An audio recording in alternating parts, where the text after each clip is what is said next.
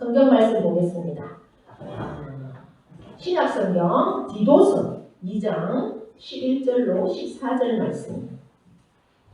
신약성경 제가 가지고 있는 성경은 348페이지입니다.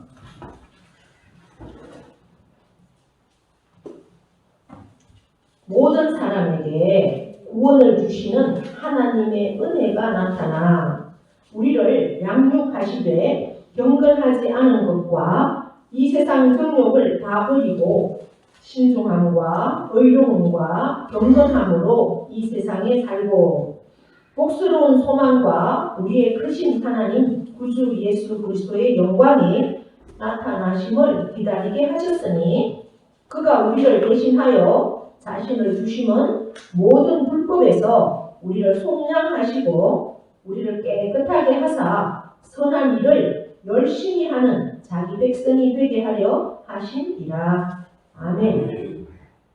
이 시간 하나님께 찬양으로 영광을 올려드립니다.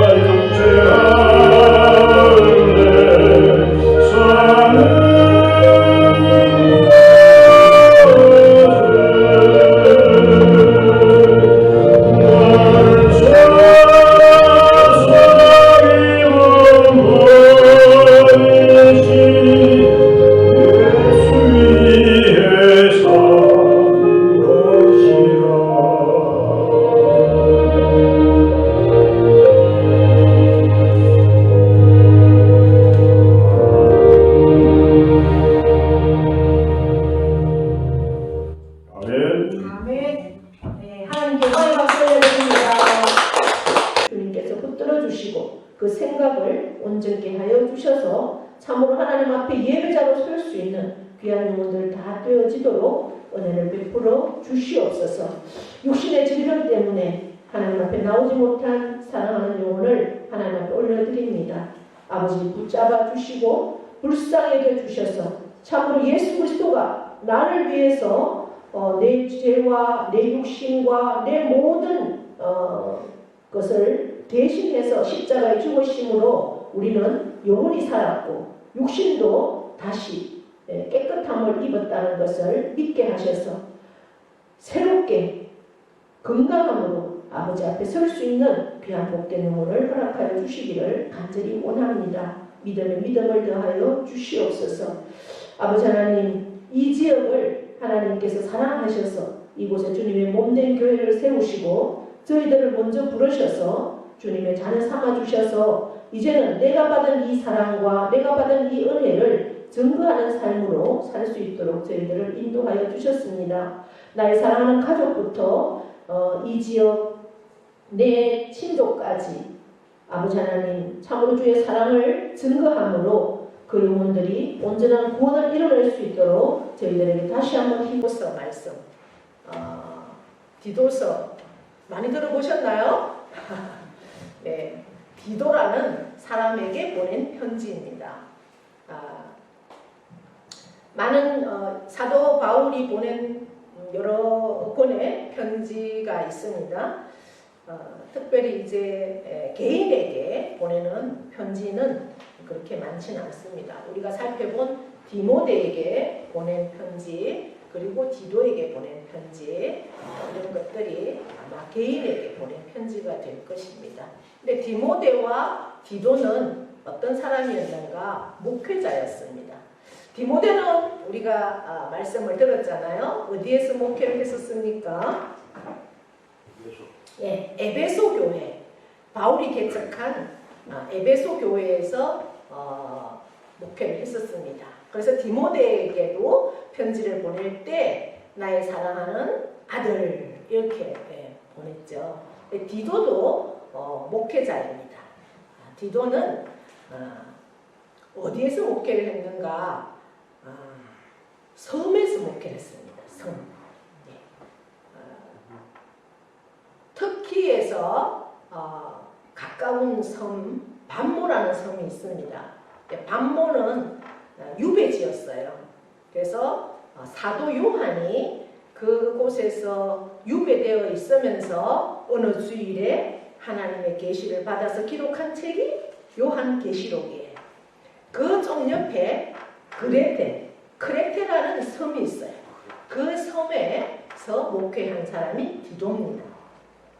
그러니까 섬에서 목회하면 쉽겠어요? 힘들고 어렵겠어요? 지금도 마찬가지죠. 섬은 열악합니다. 그때도 마찬가지였어요. 섬 사람들은 어때요? 굉장히 바다와 함께 싸우는 사람들이니까 좀 거친 부분도 있고 우상이 굉장히 심해요. 왜냐하면 바다에 나가서 그 풍랑에 많은 사람들이 죽으니까 굉장히 신을 섬기는 그러한 것들이 강하죠. 그러다 보니까 섬에서 목회하는 것은 육지에서 하는 것보다 상당히 힘들고 그렇습니다. 디모데는 우리가 지난번 시간에도 살펴봤지만 디모데의 외할머니 그리고 어머니가 유대인이었어요. 유대인들은 모계 사회입니다. 어머니가 유대인이면 자동으로 유대인이 돼요. 아버지는 헬라인, 그리스 사람이지만 어머니가 유대인이기 때문에 디모데는 어릴 때부터 하나님의 말씀을 배웠던 그런 신앙의 가정에서 자랐습니다. 그러면 그런 반면에 디도는 헬라 사람이에요. 이방인이에요. 유대적인 그러한 신앙은 전혀 계보가 없습니다. 하나님의 말씀을 어릴 때 들어보지를 못했어요. 사도 바울의 2차 전도 여행쯤에 만난 사람이 디도일 것이다. 어디에서 만났는지는 분명히 기록은 되지 않아요. 그러나 분명한 것은 이 사람은 유대인은 아니고 헬라인이었어요. 이방인이었어요. 그럼에도 불구하고 그가 사도 바울을 만나서 예수 그리스도가 나의 죄를 대신해서 십자가에 죽었다는 그 확신, 그리고 그 주님을 나의 주인으로 온전히 믿는 그 믿음의 고백, 그리고 사도 바울을 스승으로 사도 바울도 디모데 이상으로 사랑한 사람이 디도였어요. 그래서 나의 사랑하는 아들 아주 믿을 수 있는 그 신실함이 있었기 때문에 이 거칠고 어려운 목회 현장에 디도를 믿고 보낼 수 있었던 사람이 디도였다는 거죠. 1차 전도 여행 후에 사도 바울이 예루살렘 총회가 열립니다. 그 예루살렘 총회는 왜 열리는가? 안디옥 교회에 문제가 생겼어요. 어떤 문제가 생겼느냐? 수리아에 있는 안디옥 교회를 개척을 했는데 이 개척한 곳에 이제 할례를 받아야 된다. 할례를 받지 않은 사람들은 교인이 될 수가 없다. 이러한 문제가 생겼다라는 거죠. 이방 나라에 교회를 개척을 했는데 이방 나라 사람들은 할례를 받지 않잖아요. 할례라는 건 뭔지 아시죠? 유대인들은 태어나면 8일째 되는 때 할례를 받습니다. 할례는 뭔지 아시죠? 할례는 표피, 생식기의 표피를 자르는 거예요. 그래서 예수님의 그 십자가의 어떤 죽음을 예표할 수 있는 그런 할례를 유대인은 다 받습니다. 남자는. 그래서 그렇게 해야만 구원을 받는다. 이러한 의식들이 율법적인 걸 늘 가지고 있었어요. 유대인들은. 그러나 그러면 이방인들은 어때요? 우리가 전도를 해서 이방 나라의 유대인이 아닌 이스라엘이 아닌 다른 나라에 예수 그리스도를 전하고 교회를 개척을 했는데 거기는 유대인들만 올 수 있는 곳이 아니잖아요. 그 땅의 사람들이 예수님을 믿고 교회에 들어옵니다. 근데 거기서 문제가 생기는 거예요. 그럼 이 사람들은 할례를 안 받았는데 어떻게 구원을 받을 수 있고 그렇게 예수님을 하나님을 믿을 수 있나? 이러한 문제들이 예루살렘에서 총회에서 그것이 열립니다. 그때 함께 대동했던 사람이 디도다라고 갈라디아서에 기록이 되어 있어요. 이 디도는 이방인이었지만 이렇게 예수 그리스도를 잘 믿는다. 꼭 할례를 받은 사람만이 구원 받는 게 아니라 할례를 받지 않아도 예수 그리스도를 내가 믿음으로 고백하고 그 예수 그리스도가 나의 죄를 대신해서 십자가에 죽으심을 믿는 사람은 구원을 받는다라는 정인으로 디도를 예루살렘 총회에 데려갔다라는 말씀이 갈라디아서를 통해서 우리가 볼 수가 있는 거죠. 그만큼 디도는 믿음의 확정자고 정인이었다라는 것을 우리가 말씀을 통해서 봅니다. 그렇게 사도 바울이 믿을 수 있는 헬라인이고 유대인이 아니고 이방인이었지만 그만큼 신앙생활을 잘했다라는 거죠. 그래서 디도라는 이름의 뜻이 뭘까 보니까 충성이라는 뜻이에요. 충성. 우리가 신앙생활을 하다 보면 끝까지 충성을 하지 못하는 사람들도 개중에는 있잖아요. 처음에는 정말 열심히 그렇게 하는 것처럼 보였다가 낙오되는 사람들도 있어요. 그러나 끝까지 정말 믿음으로 하나님 앞에 달려가는 내 생명을 하나님께서 거두어가는 그 순간까지 정말 교회를 위해서 하나님 나라를 위해서 충성하는 자들이 이 땅에는 많이 있다라는 거죠. 그 중에 한 사람이 디도였다라는 겁니다. 끝까지 충성된 자로 하나님 나라를 위해서 세워갈 수 있었던 사람이 디도라는 겁니다. 이 디도에게 사도 바울이 이제 편지를 쓰는 거죠. 그래서 디모데 전후서와 디도서를 사도 바울의 그 편지 가운데도 분류하기를 목회서신이다 이렇게 분류를 합니다. 목회자에게 보낸 편지다라는 거죠. 그래서 이 디모데 전서를 기록하고 그 다음에 디도서를 기록하고 마지막 순교당하기 전에 기록한 책이 디모데 후서가 되는 거죠. 그래서 이 디도서는 사도 바울이 이제 디도에게 편지를 보내면서 1장에 보시면 이제 이렇게 인사를 합니다. 하나님의 종 예수 그리스도의 사도인 나 바울이 사도된 것은 하나님이 택하신 자들의 믿음과 경건함에 속한 진리의 지식과 영생의 소망을 위함이라 이렇게 말하는 겁니다. 하나님이 사도 바울을 택한 것은 믿음과 지식과 소망을 위해서 하나님이 사도 바울을 택했는데 사도 바울을 통해서 교회에 믿음과 그 다음에 하나님을 알게 하는 지식 그리고 영생의 그 소망을 선포하기 위해서 하나님께서는 사도 바울을 하나님의 종으로 사도로 세우셨다라고 그렇게 합니다. 이 영생은 거짓이 없으신 하나님이 영원 전부터 약속하신 것이다 라는 겁니다. 여러분 저와 여러분에게도 하나님 안에서 구원받은 자로 영생이 있다는 것을 확신하십니까? 아멘. 아멘. 네. 구원받지 않은 자도 영생은 있습니다. 그 영생은 다르죠. 예. 우리가 성경을 통해서 그 영생은 지옥과 천국이다. 영원한 그 불 속에서의 삶, 그 다음에 천국에서의 삶, 그것이 반드시 갈라진다라고 우리는 말씀을 통해서 알고 있습니다. 저와 여러분도 예수 그리스도 안에서 구원을 받았다는 그 확신, 그 믿음이 있다면 이제는 하나님을 아는 지식이 더 풍성함으로 인해서 우리가 끝까지 주님을 위해서 하나님 나라를 위해서 달려갈 수 있고 충성할 수 있고 우리가 흔들림이 없는 것은 영생에 대한 소망이 있기 때문에 그것이 가능하다라고 분명히 말씀하십니다. 그래서 이 영생은 거짓이 없습니다.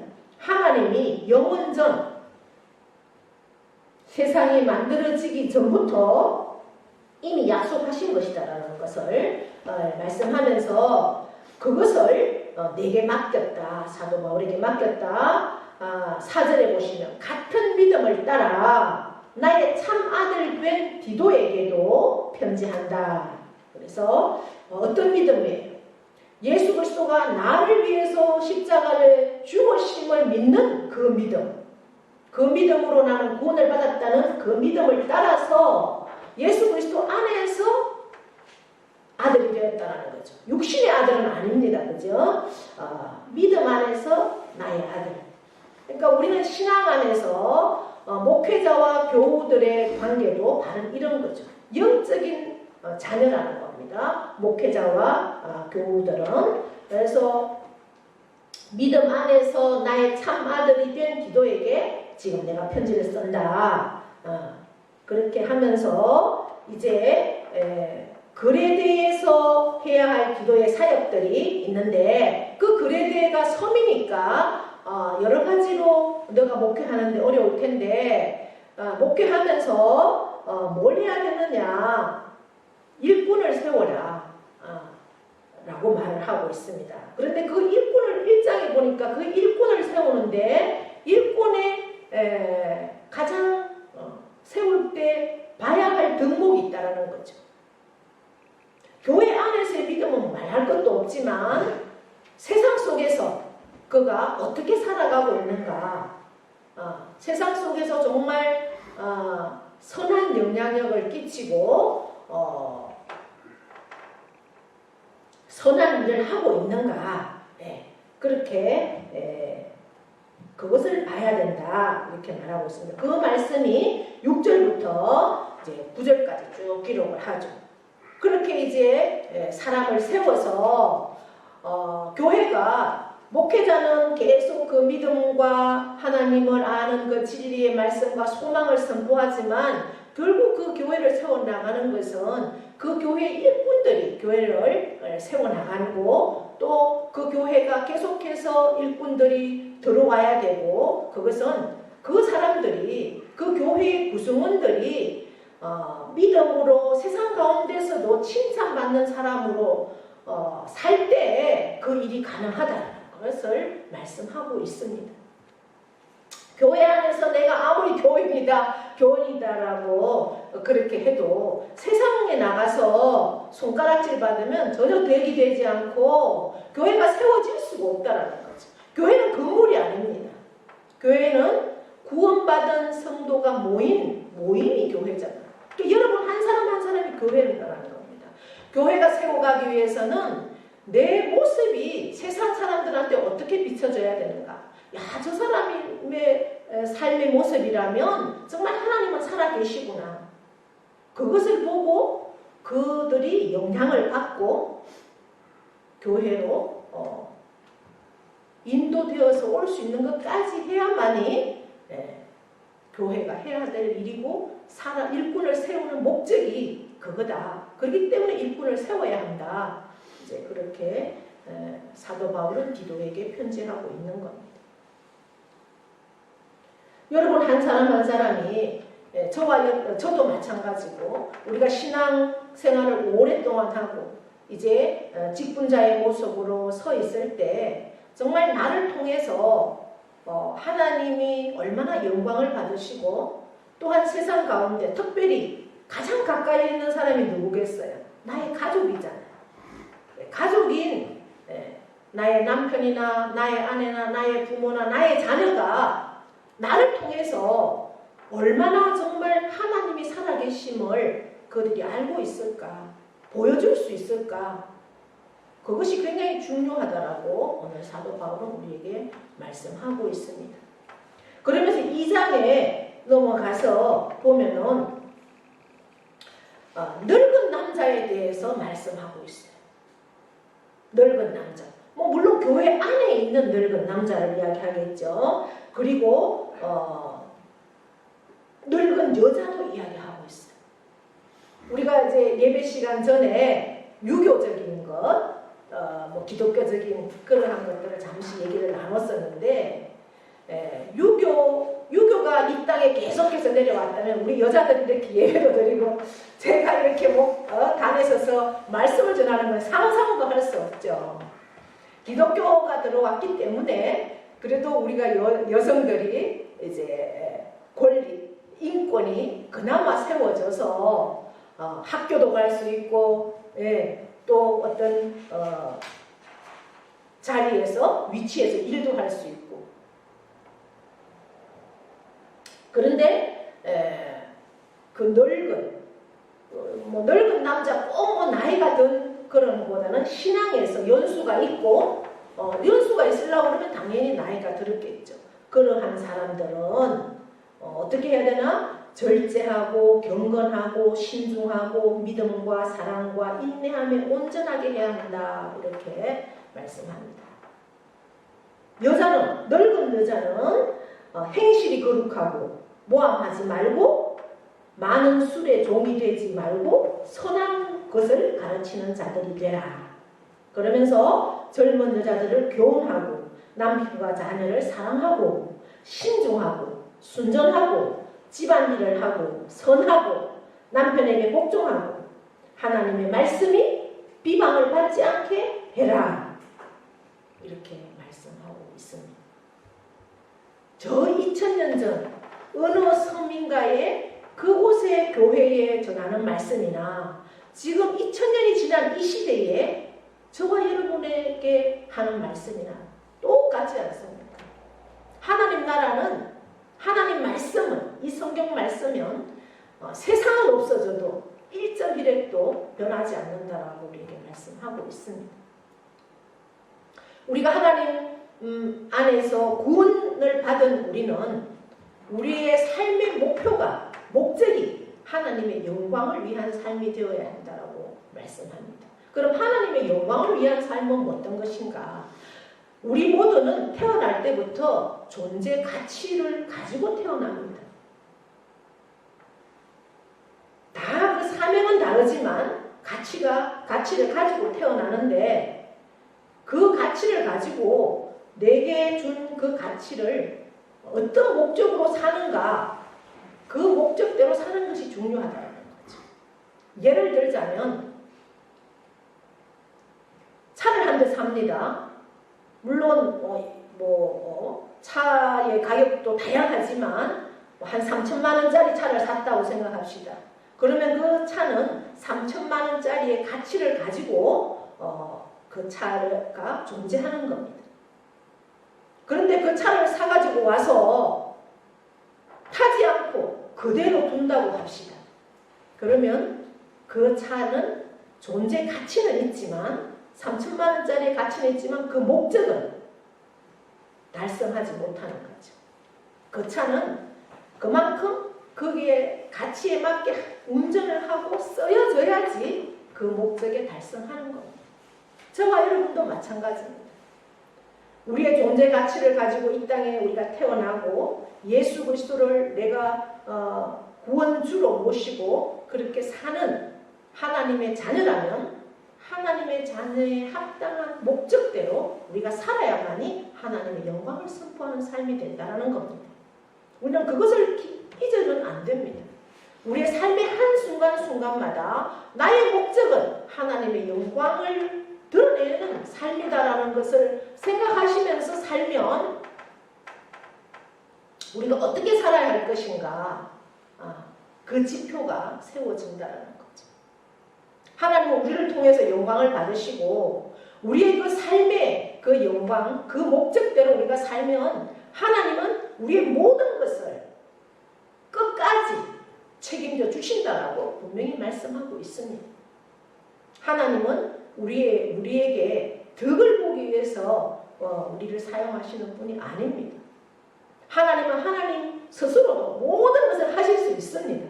그럼에도 불구하고 내 존재, 가치를 통해서 하나님의 그 목적을 이루면 하나님께서는 더 나은 삶으로 우리를 반드시 사용하시고 우리를 통해서 영광을 받으십니다.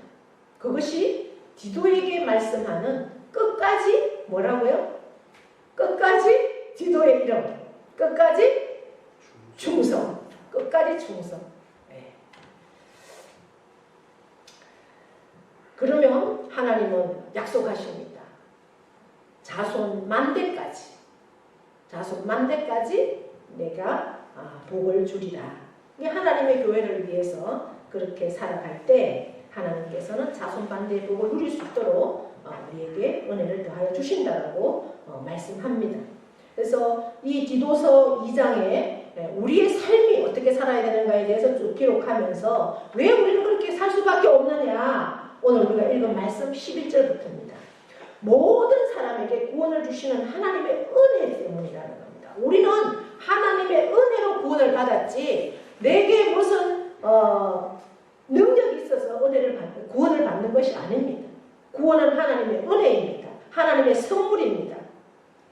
그렇다면 이제 하나님의 은혜로 인해서 구원함을 받은 우리는 어떻게 살아야 되는 것인가? 경건하지 않은 것, 세상 정욕을 어떻게 하라고요? 다 버리라. 오늘 12절에 그렇게 말씀합니다. 경건하지 않은 것, 세상 정욕을 버리라. 어떻게? 다 버리라. 이렇게 말씀합니다. 신중함과 의로움과 경건함으로 이 세상에서 살아라. 복스러운 소망, 이 세상에서 내가 뭘 얼마나 잘 먹고 잘 살까, 이 소망이 아니라 어떤 소망? 영생의 소망, 천국에서의 영원한 소망, 그 소망과 크신 우리 하나님 구주 예수 그리스도의 영광이 나타나심을 기다리게 하셨으니 누가? 예수 그리스도가 우리를 대신하여 뭘 하셨다고요? 자신을 주심은, 우리를 대신해서, 우리의 죄를 대신해서 예수님은 십자가에 자기의 몸을 주셨잖아요. 생명을 주셨습니다. 그 주심은 왜 그렇게 생명을 주셨을까? 모든 불법에서 우리를 속량하시고, 모든 불법에서 우리를 속량했다고 했습니다. 죄에서 속량했다. 속량은 뭐예요? 속량은 값을 치르는 거예요. 종을, 우리는 종에 대한 개념을 잘 몰라요. 그런데 이 유럽에서는 종이 되려고 그러면 귀에다가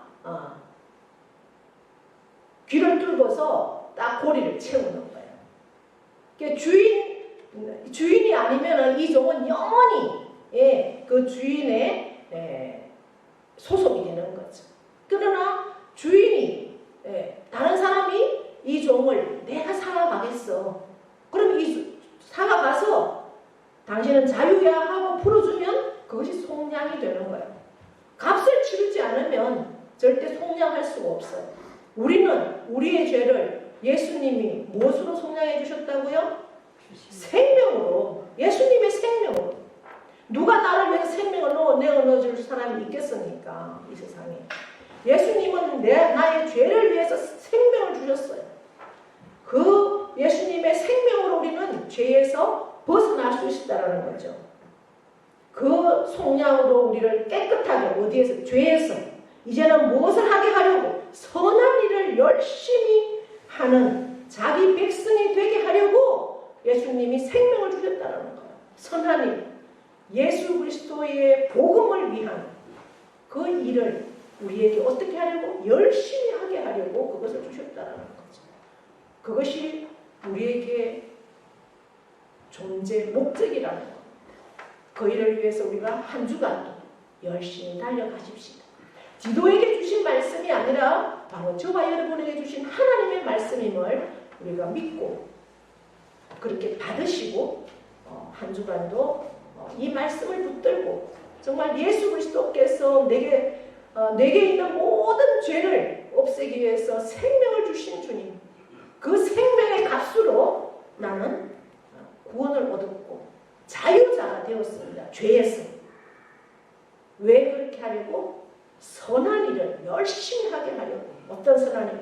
복음을 위한 하나님의 일을 하게 하려고 우리를 그렇게 생명을 주셨다는 것을 기억하시면서 끝까지 주님의 일을 위해서 충성하는 저와 여러분 다 되어질 수 있기를 축복합니다. 하나님 아버지 고맙고 감사합니다. 오늘도 저희들 복된 자리에 앉게 하셔서 귀한 말씀 주셨습니다. 이 말씀 우리의 마음으로 받고 삶으로 사는 우리가 될 수 있도록 역사하여 주시옵소서. 감사드리며 예수 그리스도의 이름으로 기도하옵나이다. 아멘.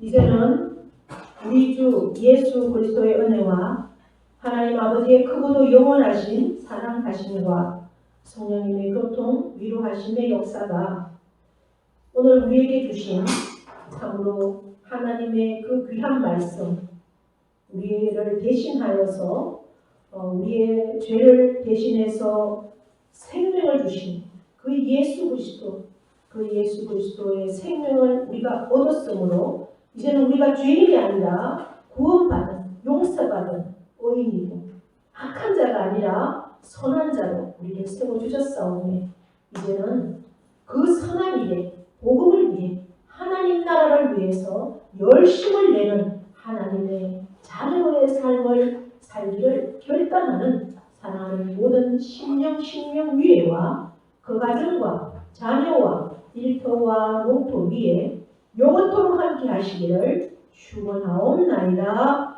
아멘. 아멘. 아멘.